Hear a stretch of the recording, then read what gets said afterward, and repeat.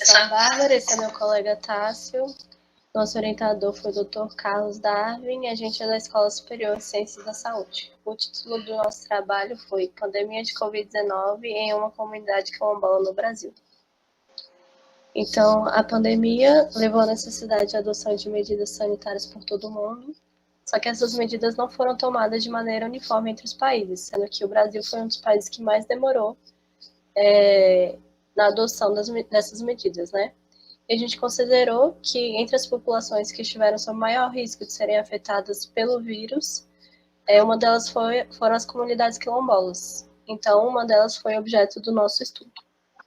Então, nossos objetivos foram analisar as percepções e as práticas cotidianas de prevenção e controle à Covid-19 adotadas em uma comunidade quilombola no Brasil, identificar fatores associados à adoção de medidas de enfrentamento e identificar fatores associados a casos de Covid-19 nessa comunidade.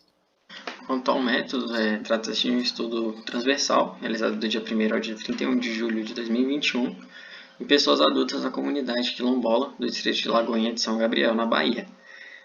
O estudo foi baseado em um questionário com 58 itens, que abordam aspectos sociodemográficos, a adesão das medidas de prevenção, fontes de informação e percepção quanto à Covid-19.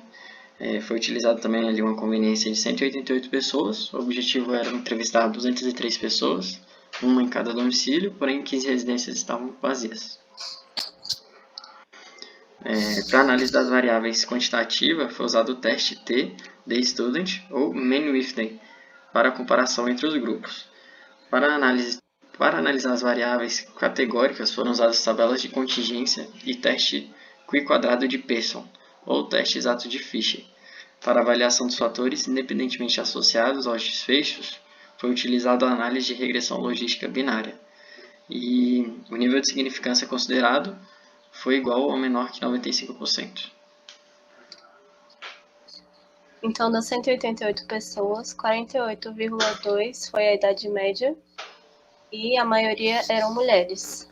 Somente 2,1% das pessoas tinham ensino superior. Além disso, 49,1% recebiam até um salário mínimo.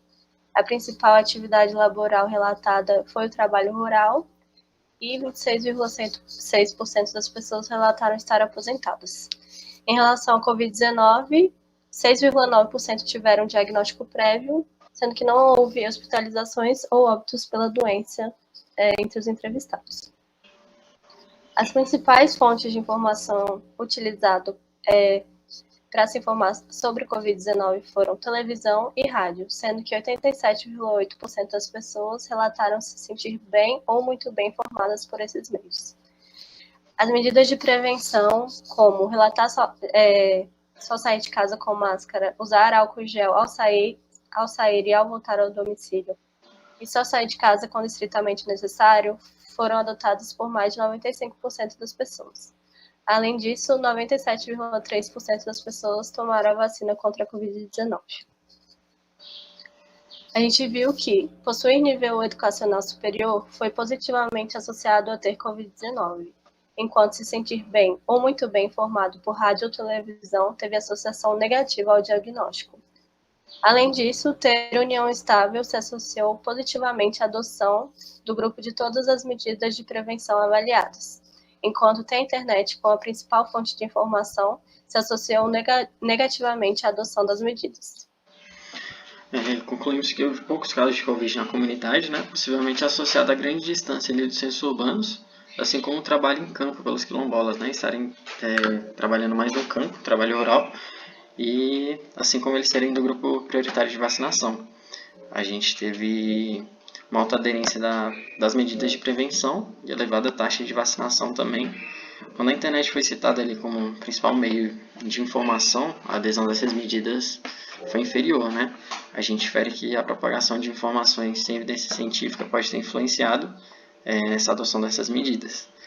E a baixa quantidade de desfechos pode ter limitado um pouco ali o poder de detecção dos fatores associados à infecção por Covid, porém o estudo mostrou a associação ali da adesão das medidas preventivas com fontes de informação, confiabilidade e fatores econômicos e sociais, entre outros fatores.